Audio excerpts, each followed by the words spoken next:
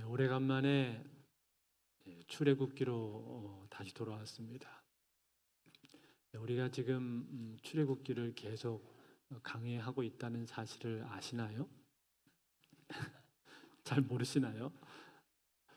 출애굽기를 지금 하고 있는 중입니다. 전에 광복절도 있고 또 새생명 축제 때는 제가 전도 동기부여된 설교를 또 몇 주간 했었고 또 그 후로 상황이 있어서 주제 설교 몇 주 했습니다만 출애굽기를 지금 계속 하고 있는 중에 있습니다. 전에 성막에 대해서 제가 한참 설교를 했었는데 혹시 기억이 나시나요? 성막을 자세히 다뤘다는 사실은 기억을 하시죠?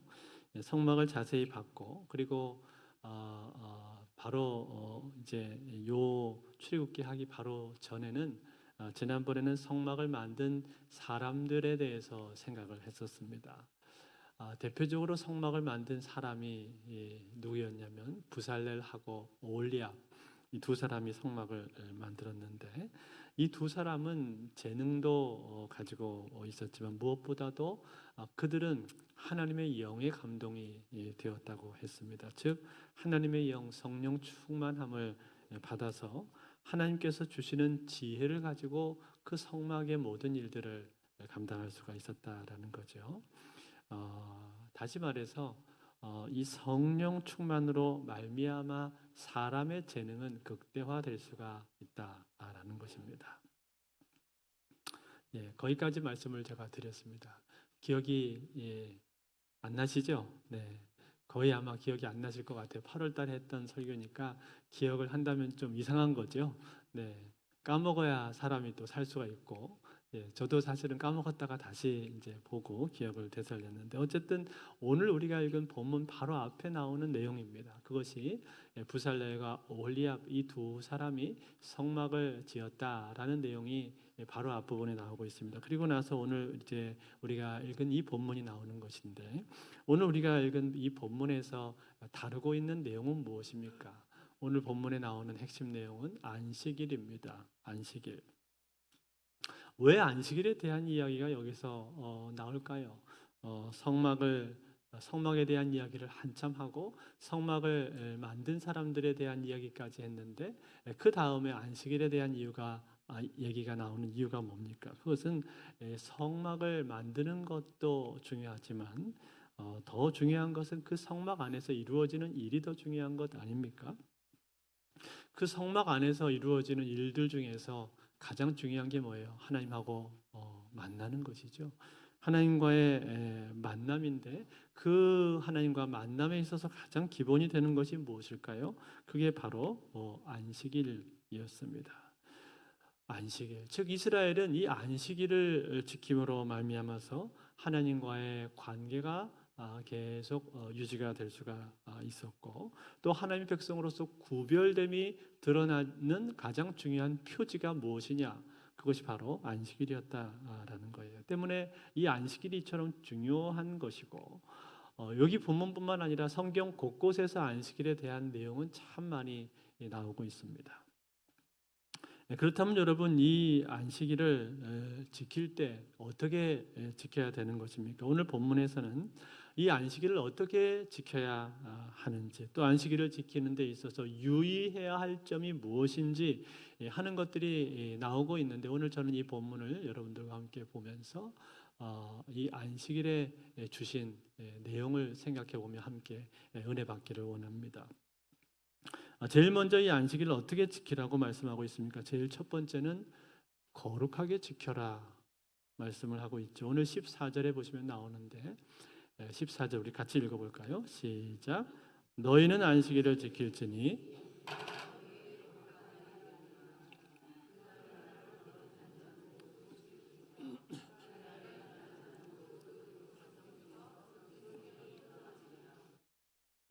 자, 이 날은 너희에게 거룩한 날이 된다. 그렇게 말씀을 했습니다. 여러분, 그렇다면 왜 이 날이 거룩한 날이 되는 것일까요? 그것은 하나님께서 이 날을 거룩하게 하셨기 때문에 그런 겁니다. 거룩하다고 명하셨단 말이에요. 여러분, 이 거룩이라고 하는 단어는 히브리 말로 카도시라는 단어인데 이것은 구별되었다라는 뜻입니다. 즉 죄로부터 구별되었다라는 이야기예요. 그런데 여러분, 이 세상에 거룩하신 존재가 누가 있습니까? 거룩한 존재는 하나님 한 분밖에는 없죠. 하나님 외에는 이 세상에는 거룩한 존재가 아무도 없습니다. 그러니까 이 거룩이라고 하는 단어는 본래 하나님으로부터 나온 단어예요. 때문에 하나님이 거룩하시기 때문에 이 거룩이라는 단어가 생긴 것이므로 이 거룩이라는 단어는 하나님만 규정하실 수가 있다라는 거예요. 하나님 외에 다른 그 어떤 존재가 나서서 거룩을 규정할 수가 없다는 거예요. 그것은 말이 되지가 않는다라는 거예요. 다시 말해서 하나님께서 말씀하실 때 이것은 거룩하다 하시면 그게 거룩한 것이 되는 것이고, 이것은 거룩하지 않다라고 말씀하시면 거룩하지가 않은 겁니다. 하나님이 거룩 자체이기 때문에, 거룩의 원형이시기 때문에 하나님께서 거룩을 지정하신다라는 거예요. 즉 이 거룩의 기준이 하나님께 있다라는 겁니다. 그래서 여러분, 구약의 율법서인 이 레위기를 보면 레위기 안에서는 하나님께서 이것은 거룩하다, 이것은 거룩하지 않다라고 규정하시는 내용들이 많습니다. 한번 볼까요? 레위기 11장 32절을 한번 보시면 이것도 같이 읽어볼게요. 시작. 이런 것 중에 어떤 것의 죽음이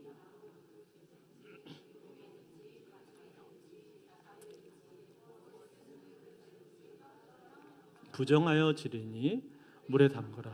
저녁까지 부정하다가 정할 것이며. 자, 여기 나오는 이런 것 중에 이런 것은 뭐냐면 하나님께서 앞에 말씀하신 부정한 짐승이나 부정한 곤충 이런 것들을 지금 말하는 거예요.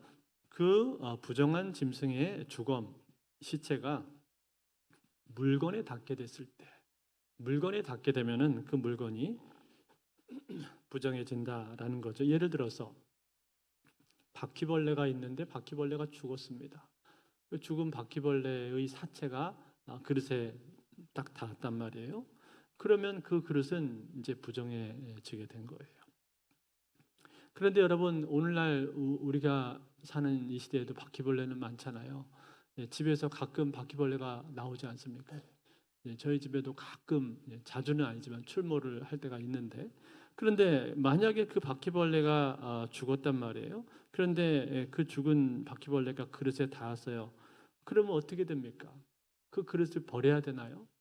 당장 기분은 별로 안 좋죠. 기분은 안 좋지만 그렇다고 해서 그 그릇을 못 쓴다든지 꼭 버려야만 하는 것은 아니지 않습니까? 잘 트리오 퐁퐁 갖다가 설거지를 잘 해가지고 깨끗하게 씻으면 얼마든지 다시 사용할 수가 있는 것인데, 그런데 구약 시대에는 그렇지가 않았다라는 거예요. 구약 시대에는 하나님께서 그것을 부정하다 말씀을 하셨습니다.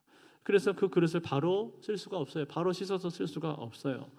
그래서 하루 종일 물에다가 담가 놓아야 되고, 그리고 저녁 때 되었을 때 하나님께서 그것을 정하다라고 선언을 하시면, 말씀하시면은 그 다음부터는 이제 정하게 된 거예요.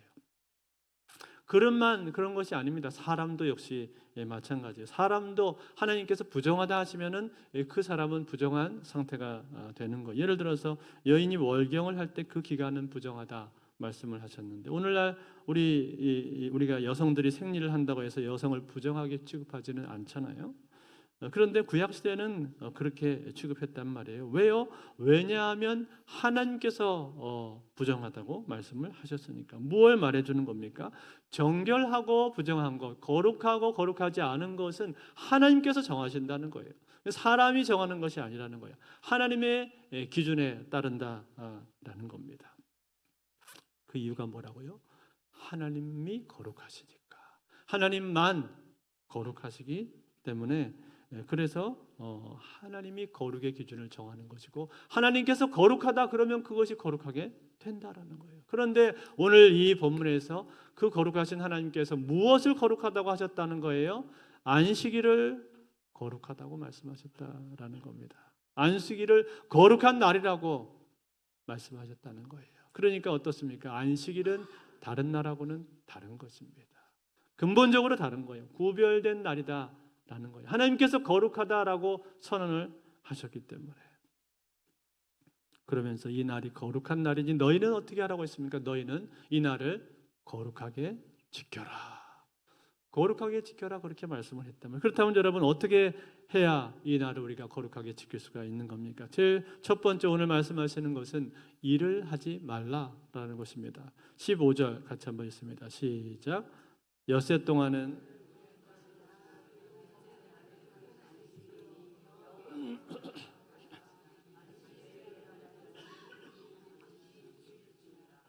자, 일을 하지 말라고 말씀을 하시면서 일을 하는 자에게 형벌이 있다고 말씀하셨죠. 왜 일을 하지 말라고 하시는 것입니까? 그것은 하나님께서 엿새 동안 일하시고 일곱째 날 쉬셨기 때문에 그런 거죠. 하나님 왜 일곱째 날 쉬신 거예요? 피곤하셔서 쉬신 겁니까? 아니잖아요. 하나님 피곤을 느끼시는 분 아닌데 하나님께서 왜 일곱째 날 쉬신 거예요? 일곱째 날 쉬신 것은 그것은 우리를 위해서 쉬신 것입니다. 우리로 하여금 쉬게 하시려고 일부러 쉬셨다 그 말이에요. 그러면서 우리를 향해서 너희도 쉬라라고 말씀을 하신 거예요. 그것이 창조의 원리이고 창조의 질서다라고 하시는 거죠. 여러분, 우리 인간의 몸은요 기계가 아닙니다. 반드시 쉬어줘야 돼요. 계속 쉬지 않고 노동을 하게 되면은 문제가 꼭 생깁니다. 지금 당장은 별 문제가 없는 것처럼 느껴진다 할지라도 언젠가는 반드시 문제가 생기게 되어 있습니다. 그래서 일 중독이라고 하는 게 그처럼 위험한 것이죠. 또 여러분, 현대인들에게 있어서 일이라고 하는 것은 그 의미가 무엇입니까? 일이라고 하는 것은 현대인들에게 있어서는 돈하고 직결이 되어 있는 거예요. 그래서 대부분의 사람들이 돈을 우상으로 섬기면서 살고 있지를 않습니까? 돈이 인생의 목표인 사람들이 그렇게 많잖아요. 그래서 시간은 곧 돈이고 또 일을 쉬면은 금전적으로 손해 본다고 생각을 하기 때문에 사람들이 일을 손에서 놓지를 못하는 거예요. 그래서 안식일도 모르고 그저 일을 하는 사람들이 그렇게 많은 것입니다. 그렇지만 여러분, 이것은 무엇입니까? 이것은 엄밀한 의미에서 보자면 우상 숭배라는 거예요. 왜 우상 숭배냐고요? 하나님보다도 돈을 더 우선시하고 있으니까, 하나님보다도 돈을 더 섬기고 있으니까 그것은 우상 숭배가 되는 거예요. 때문에 하나님께서 안식일을 거룩하게 지키기 위해서 일을 쉬라 라고 말씀하는 거예요. 그러면 쉬면서 어떻게 합니까? 그냥 쉬기만 하면 되나요? 아니요. 쉬면서 하나님을 기억하라 라는 거죠. 하나님을 기억하는 게 뭐예요? 그게 바로 예배입니다. 예배. 구약 시대로 치자면 제사이고 오늘날로 말하자면 예배인 것이죠. 즉 이 예배라고 하는 것은 내 인생의 주인이 돈이 아니라 하나님이십니다. 내 인생의 주인이 일이 아니라 하나님이십니다라는 그런 고백이다라는 거예요. 다른 그 어떤 것도 나의 인생의 주인이 아닙니다라는 그 신앙 고백이 예배라는 거예요. 여러분, 우리가 주일날 일을 쉬게 되면요, 그 일을 쉬는 그 행위 자체가 사실은 신앙 고백입니다. 일을 쉬면서 내가 신앙 고백을 하고 있는 거예요. 주님, 내가 이렇게 하루하루 살아가는 것, 입에 풀칠하고 사는 것, 내가 이렇게 먹고 사는 것, 우리 가족이 먹고 사는 것, 그건 내 힘으로 사는 거 아닙니다. 하나님께서 나에게 건강을 주시고 힘을 주시고 그리고 내 삶에 은혜를 주셔서 내가 사는 것이지 내 힘으로 사는 것 아닙니다라는 그러한 신앙의 고백이다라는 거예요. 그것이 바로 안식일인 것입니다. 오늘날로 치자면 주일인 거죠. 예수님이 부활하신 이후에 제자들 비롯한 초대교회는 그 부활의 날을 기념해서 주일을 지켰습니다. 그 초대교회 전통을 이어받아서 오늘날 우리는 안식일 대신 주일을 지키고 있는 거죠. 그렇지만 여러분, 그 정신은, 안식일의 정신은 고스란히 주일에 이어져 담겨 있다는 거죠. 그래서 우리가 주일을 지키는 것이고 주일날 하나님 앞에 예배를 드리는 거예요. 하나님 앞에 예배하고 찬양하고 경배하는 거예요. 그렇다면 여러분, 우리는 예배를 드릴 때 어떻게 드려야 됩니까? 잘 준비해서 하나님 앞에 예배해야 됩니다. 영과 진리로 예배를 드려야 된다. 그렇게 말씀했는데 성령 안에서, 진리 안에서 하나님 말씀으로 예배를 드려야 하는 것이죠. 그러기 위해서는 반드시 잘 준비해야 됩니다. 준비가 필요합니다. 그래서 교회 오기 전부터 미리 잘 준비해서 예배 시간에도 늦지 않고 또 복장도 잘 단정하게 갖춰서 비싼 옷 필요 없지만 깨끗하고 좋은 옷, 내가 가진 옷 중에서 제일 좋은 옷으로 갖춰서 하나님 앞에 나오고 헌금도 항상 미리 준비해서 드리고 그렇죠? 허겁지겁 드리는 것이 아니라 정성껏 드리고 이러한 자세, 이러한 모습이 필요한 거죠. 그럴 때 우리 예배가 더 온전해질 수가 있는 것이고 하나님께 집중할 수가 있는 것이고 영과 진리로 하나님 앞에 예배할 수가 있는 겁니다. 특별히 여러분 우리가 주일날 예배 잘 드리기 위해서 한 가지 주의할 점이 있는데 그것은 여러분 예배가 주차장에서부터 시작된다는 사실을 기억하시기 바랍니다. 주차하면서 여러분 시험에 들지 마십시오. 나도 시험 들면 안 되겠습니다만 다른 사람들 또 시험에 들게 해서도 안 될 것입니다. 그런데 조금 일찍 도착해서 여유 있게 주차하고 들어오시면 좋을 텐데 막 급하게 들어오다가 난폭하게 운전을 한다든지 혹은 우리 교회 주차 봉사하시는 분들 보면서 무슨 식당에서 발레 파킹 직원 대하듯이 그렇게 함부로 대하는 분들이 간혹 있는데 그것은 우리가 예배드리는 사람의 바른 모습이 아닐 거예요. 우리가 주차장에서 주차하는 것도 사실은 삶의 예배입니다. 주일날 은혜 받은 거 주차장에서 다 까먹으면 안 되지 않습니까? 그래서 가능하면은 주차하시면서 항상 이것이 예배다라는 걸 기억하시고 다른 사람들을 배려하시면 좋겠습니다. 요즘은 우리 교회 새가족들도 많이 오시기 때문에 교회 안에 주차할 공간이 부족한데 우리 중직자들이나 혹은 우리 기존 성도님들은 가능하다면은 다른 곳에 주차하시면 좋습니다. 우리 송신초등학교 돈 내고 우리가 매주 빌리고 있는데 거기다가 주차하고 걸어오시면은 제가 오늘도 걸어왔는데 5분도 안 걸립니다. 10분이 아니라 5분도 채 걸리지 않아서 교회에 금방 도착을 하더라고요. 제가 누차 말씀드리지만 유럽이나 선진국 사람들은 10분 정도 거리는 기본으로 다 걸어 다닌다고 말씀드리지 않습니까? 그렇게 여러분들이 조금 일찍 오셔서 하면은 급하게 허둥대지 않고 여유 있게 품위 있게 들어오실 수 있어요. 다른 사람들을 배려하면서 내가 기분 좋게 들어올 수 있다. 그 말이에요. 저는 그것이 예배라고 그렇게 생각을 합니다. 거기서부터 이미 우리의 예배는 시작이 되었다는 거예요. 한번 따라해 볼까요? 따라해 보겠습니다. 믿음이 좋을수록 멀리다 된다. 이제 가까이 되면 이제 믿음이 떨어지게 생겼어요. 믿음하고 주차장 거리가 비례하다. 물론 여러분 몸이 불편하시다든지 어르신들 또 아가들 데리고 오는 분들 예외가 되겠습니다만 그러나 건강하신 분들은 가능하면 그렇게 하십시오. 그것이 삶의 예배가 된다는 거예요. 그런가 하면 여러분 두 번째입니다. 두 번째로 우리가 주의를 거룩하게 잘 지키기 위해서 기억해야 될 것이 있습니다. 그것은 무엇입니까? 이 안식일이 바로 언약이라는 거예요. 안식일은 뭐라고요? 언약이라는 것입니다. 오늘 16절 말씀을 같이 읽습니다. 시작. 이같이 이스라엘 자손이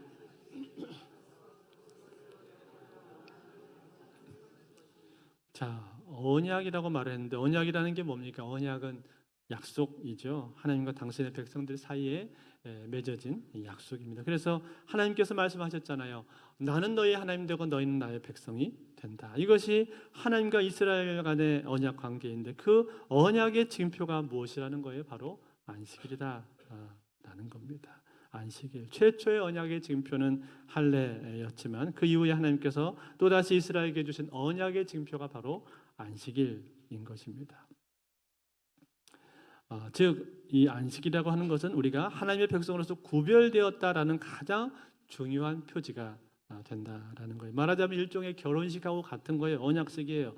우리가 하나님의 신부가 됐고 하나님 우리 신랑이다라는 그러한 결혼식하고 똑같은 거예요. 제가 지난달에 10월달에 한번 서울에 이제 주례를 하러 갔었는데 전에 청년부에서 사역할 때 같이 섬기던 자매가 이제 형제를 만나서 결혼을 해서 갔다 왔는데 결혼식을 어디서 했냐면 신라 호텔에서 했어요. 제가 그 신라 호텔을 처음 가봤는데 야외에서 결혼식을 하더라고요. 야외 결혼식 주례를 제가 또 처음 해봤습니다. 호텔 정원에서 하얀색 꽃으로 싹 장식을 해놓은 그곳에서 결혼식을 하는데 참 눈이 부시더라고요. 아마 모든 여성들의 그 로망 아닙니까? 야외에서 저기 결혼하는 거. 근데 이제 거기서 예배를 드리는데 예배 중에서 이제 그 성원 선언을 다 마친 다음에 무슨 순서가 있었냐면 신랑 신부가 예물을 교환하는 순서가 있는 거예요. 그래서 신랑이 이 신부의 손가락에다가 반지를 다 끼워주는데 제가 그 모습을 보는데 참 아름답더라고요. 참 눈이 부시다 하는 그러한 생각이 들 정도로 너무나 그 모습이 참 아름답게 보였습니다. 그런데 여러분 마치 그것과 같다는 거예요. 그 결혼식과 같은 언약이 우리와 하나님 사이에 맺어진 언약이다라는 겁니다. 우리가 안식일을 지키면서 하나님 앞에 예배를 드리면 그것이 곧 언약을 지키는 거예요. 그 언약이 아름답게 구현된 모습이 바로 매주 우리가 드리는 예배인데, 매주마다 드리는 그 예배 자체가, 안식일을 지키는 것 자체가 언약이 매주마다 우리 삶 가운데 구현이 되는 모습이라는 거예요. 여러분, 우리가 결혼을 하면은 결혼식이 다가 아니지 않습니까? 반지 끼워주고 나서 끝나는 게 아니지 않습니까? 반지를 내가 받았으면은 반지를 받은 사람답게 살아가야 되잖아요. 근데 반지를 준 신랑한테 내가 충실해야 되는 것이고 그 신랑을 사랑해야 하지 않습니까? 마치 그것과 같이 우리에게 언약을 끼워 주신 분이 바로 하나님이신데, 그 하나님 앞에 사랑하고 충성하는 거예요. 그게 바로 안식일이라는 거예요. 그게 바로 주의를 지키는 모습이라는 거예요. 그러므로 사랑하는 성도, 오늘 우리는 이 안식일의 귀함을 알고 이 안식일을 매주마다 잘 지키실 수 있기를 바랍니다. 안식일을 잘 지키면 그 사람은 하나님과의 아름다운 언약 관계를 날마다 잘 이어가는 것입니다. 뿐만 아니라 이 안식일을 잘 지키는 자에게 하나님께서 복을 주신다 약속했어요. 어떤 복입니까? 이사야서에 나와 있는데, 이사야서 58장 13, 14절 같이 볼까요? 같이 있습니다. 시작. 만일 안식일에 내 발을 금하여